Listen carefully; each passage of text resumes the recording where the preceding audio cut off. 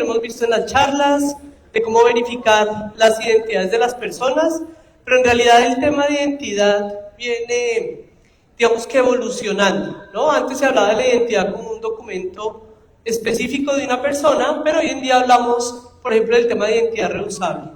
Y es que cuando a mí me reconocen, ya no me reconocen solamente por un documento emitido por el gobierno, me reconocen por otra serie de indicadores. Ejemplo, mi celular, mi línea telefónica, mi dirección, mi correo electrónico.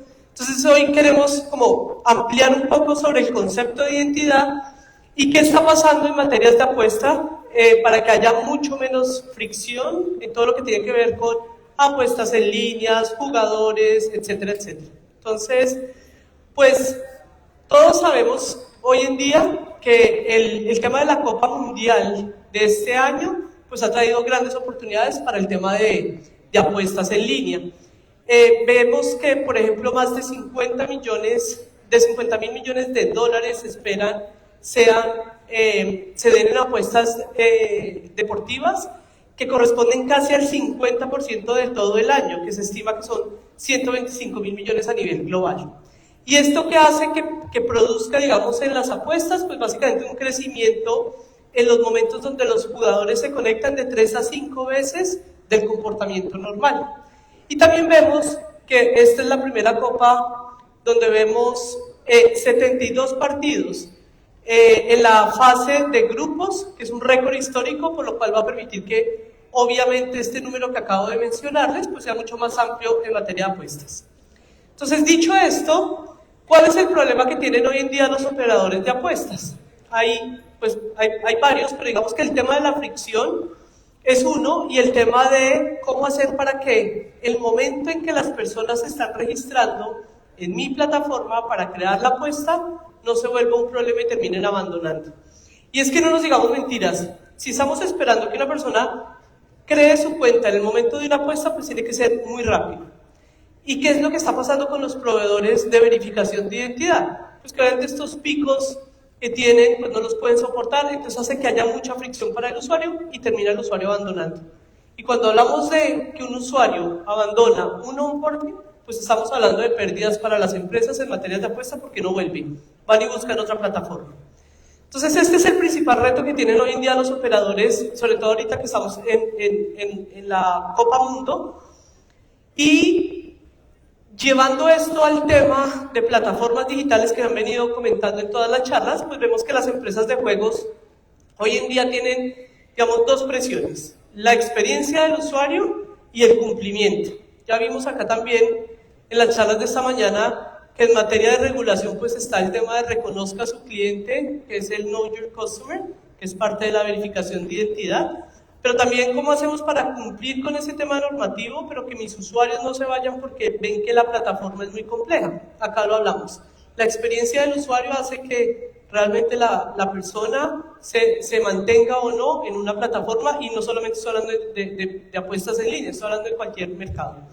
Entonces, cuando hablamos del tema de conversión, vemos que más del 88% de los usuarios, si tienen una mala experiencia, no vuelven a esa plataforma. Entonces, tengan en cuenta eso porque hablamos digamos, si yo pierdo un buen cliente, hoy en día esto le cuesta dinero a las compañías. Entonces, tener un buen onboarding que sea sencillo, que no genere fricción, es fundamental. Y por otro lado, vemos que el 53% de los usuarios abandonan un sitio si esto toma más de 3 segundos en hacer un proceso. 3 segundos es nada, ¿sí? 1, 2, 3 segundos y ya, se van. Entonces, hoy en día hay mucha más exigencia por parte de los usuarios, por parte de los jugadores, en que estos sean sistemas seguros, que sean sistemas que no generen fricción, pero que además como usuario tenga una buena experiencia. Y ese balance no está tan sencillo, sin embargo, hay que cumplir con el tema normativo. Y además a esto, súmenle que hoy en día vemos que hay sanciones regulatorias en Latinoamérica que ya superan los 160 millones por temas de no cumplimiento regulatorio en los diferentes países. Entonces, ¿qué vemos? Que en efecto el tema de onboarding, el tema de fricción, el tema de cumplir con el marco regulatorio se vuelve fundamental para las compañías que están disponibilizando servicios digitales en las apuestas en línea. Entonces, ¿qué queremos compartirles hoy? Nosotros en Yumio básicamente nos dedicamos a hacer toda la parte de verificación de identidad o inteligencia de identidad, y todos los años hacemos un estudio global. Este año quisimos enfocarlo en el tema de apuestas en línea porque sabemos que se venía el tema del mundial. ¿Y qué encontramos? Básicamente hay, digamos, dos verticales que les empiezan a preocupar a las empresas. Por un lado, el tema del fraude, que en efecto pues, se da, digamos, en materia de onboarding o de suplantación de identidad cuando quieren acceder a una plataforma digital, pero por otro lado el tema de los menores de edad que puedan ser o acceder a estas plataformas para hacer apuestas o juegos en línea. Entonces, enfocamos el estudio en esto, como les digo, es el 5º año consecutivo. Tenemos unas cifras que les quiero compartir un poco para darles, digamos, el dimensionamiento de este estudio, pero lo hicimos en 4 países para dar cobertura global. Lo hicimos en Singapur, Reino Unido, Estados Unidos, y la muestra para Latinoamérica la tomamos en México. Y acá quiero compartirles algunos datos fundamentales e importantes que a mí me gusta siempre mencionar, que esto no es para preocuparnos, sino para ocuparnos y ver realmente qué es lo que está pasando en el mercado en materia de identidad. Entonces, el caso, por ejemplo, ahorita de las apuestas en línea, vemos que en México el 61% de las personas hoy en día prefieren utilizar plataformas digitales que ir, digamos, a un sitio físico. Este es un número importante.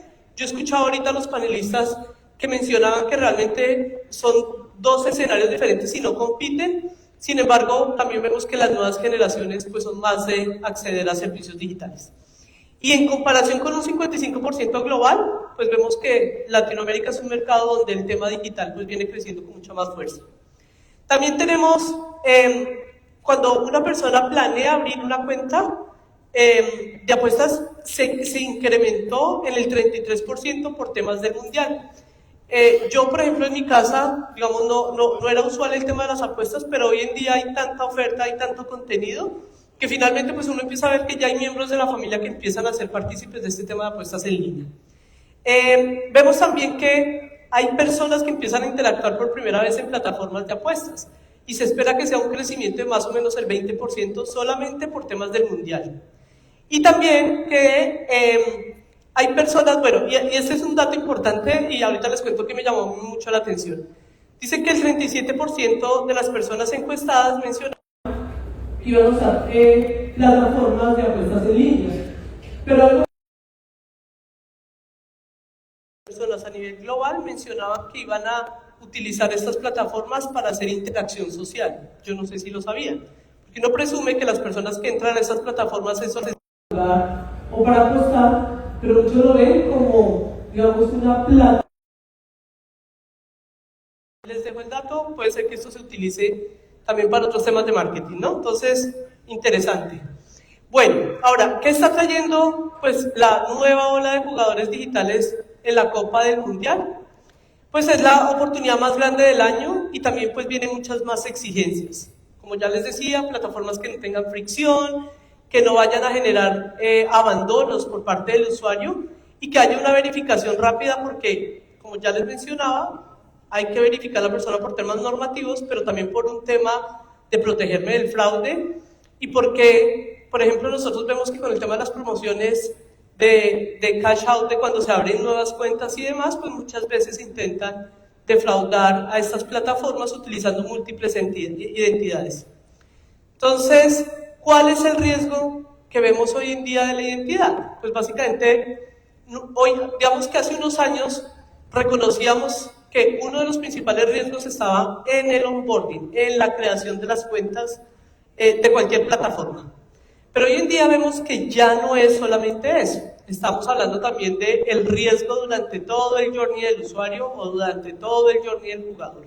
Entonces, no es lo mismo ver que una persona que hoy en día empieza en una plataforma, ¿qué está pasando con esa persona en 3 meses, en 5 meses que veo que accede, pero que se volvió un usuario de riesgo? Si yo veo esto desconectado y solamente lo onboardé y dije, sí, esta es la persona que es, y ya di por hecho que el resto del comportamiento del usuario va a mantenerse así, pues es un error. Hoy en día hay que verlo, digamos, en la vida, en el journey del usuario. Entonces, acá vemos un ejemplo de una persona que abre en una plataforma y está ok, luego vuelve e ingresa a los meses en esa plataforma y está ok, no tuvo un comportamiento raro, pero pudo haber ingresado a otra plataforma con la intención de defraudar. Y allí, como yo sé que este es un defraudador, conectando datos.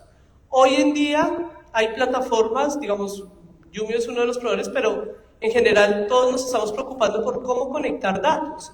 Cómo hacer que las plataformas hoy en día, si yo, Pilar Pereira, me creé en una cuenta en una plataforma, pues cómo, y soy un defraudador, cómo el vecino o cómo el competidor o inclusive como una empresa de mi grupo puede identificar que Pilar es un defraudador. Y solo se puede con la interconexión de datos. Hoy en día todo es datos, lo importante es ver cómo se analizan y hoy en día se puede hacer. Y insisto, es un error ver al usuario solamente al momento en que se onboardea, sino hoy en día hay que verlo con una perspectiva mucho más amplia. Entonces, bueno, acá creo, no sé si se va a poder ver el video, pero bueno, acá era que queríamos mostrarles cómo funcionaba la creación de un deepfake, que no sé si todos están familiarizados, pero un deepfake es básicamente yo puedo crear un rostro, una identidad, puede ser un video, puede ser una fotografía, puede ser un audio de otra persona que existe o no, o una persona, digamos, un rostro nuevo. Y esto con la intención, digamos, de defraudar una plataforma. Entonces, básicamente hoy en día hay aplicaciones que son a cero costo, que se veían que antes era, pues, digamos, con el propósito de entretenimiento, pero en realidad hoy en día las están utilizando para temas de fraude. Nosotros lo vemos todos los días, tenemos ataques de inyección, utilizan cámaras virtuales, crean nuevos rostros y siempre con la intención de vulnerar las plataformas para simular identidades y de esta manera poder defraudar. Y si lo llevamos, digamos, a un tema, por ejemplo, de los menores de edad, pues también es algo que primero tienen acceso a las plataformas porque salen los dispositivos. Pero por otro lado, digamos que si quisieran intentar vulnerar una aplicación, pues pueden crear identidades sintéticas hoy en día con inteligencia artificial y es muy sencillo. Hay que protegerse de ese tipo de cosas para que las plataformas hoy en día sean seguras, pero también, digamos que siempre hay un mercado, digamos que es mucho más vulnerable a poder acceder a esto y que, pues digamos, tiene la responsabilidad de implementar soluciones para que esto no pase. Entonces, como les decía, básicamente no podemos ver hoy en día la identidad tan desconectada, ¿no? Es Pilar Pereira, fue Pilar Pereira y ya, y esa es mi primera como línea de defensa, pero en realidad si lo vemos de manera holística, pues yo quisiera saber qué pasó durante todo el comportamiento de Pilar, entre otras, no lo veamos solamente desde el punto de vista fraude, veámoslo desde el punto de vista comportamiento, qué pasó, por qué Pilar accedió, creó una cuenta y no volvió a interactuar con la plataforma, o por qué Pilar no creó su cuenta y interactuó mucho tiempo y desapareció, pero ahorita aparece y no paga y se está, digamos, utiliza una tarjeta de crédito sospechosa. Ese tipo de cosas, pues digamos que hoy en día generan alertas y como les digo, pues hay plataformas que permiten hacer estas verificaciones. Entonces, digamos que uno de los temas que vemos, y acá todo esto se los estoy contando porque quiero contarles cuál es el concepto de identidad reusable, pero en principio vemos que la inteligencia de identidad, que ya no hablemos de verificar la identidad, sino de inteligencia de identidad que es mucho más holística, debe ser continua. ¿Por qué? Porque ya les había mencionado, digamos, el comportamiento y la evolución del jugador en este caso, pues puede ser diferente y yo quisiera analizar todas las variables.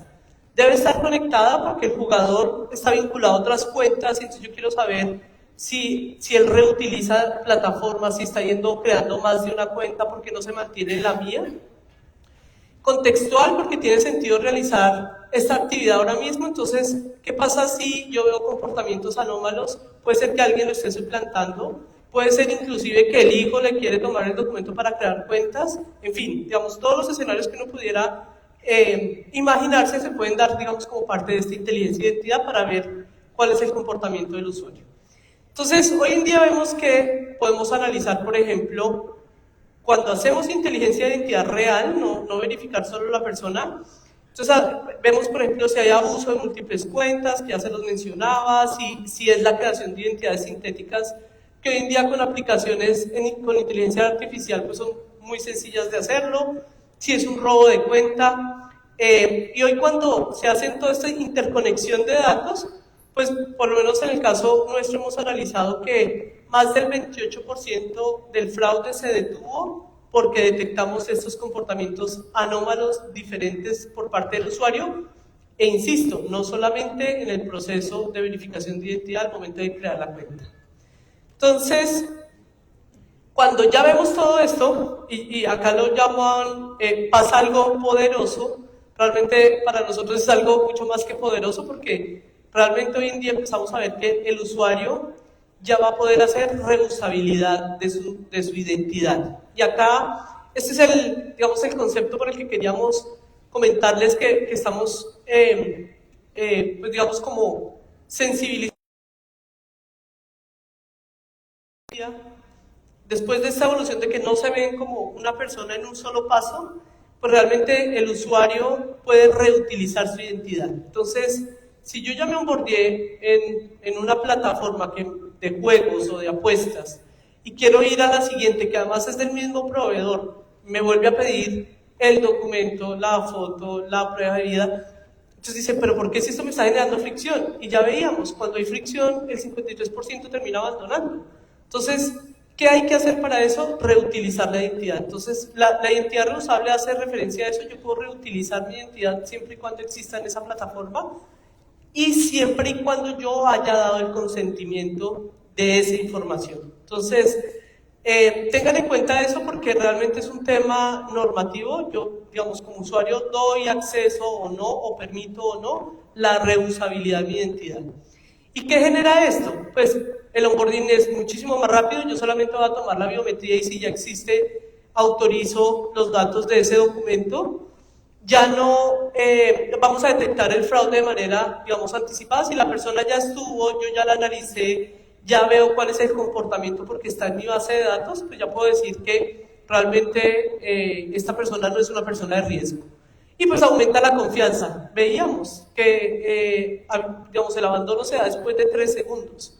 Hoy en día tenemos que ofrecer servicios rápidos, que generen valor, que generen tranquilidad en el tema del cumplimiento, pero que también de alguna manera a mí como empresa me proteja. Entonces, ¿cómo funciona? Pues básicamente yo pongo el rostro como lo hacemos hoy en día con los dispositivos.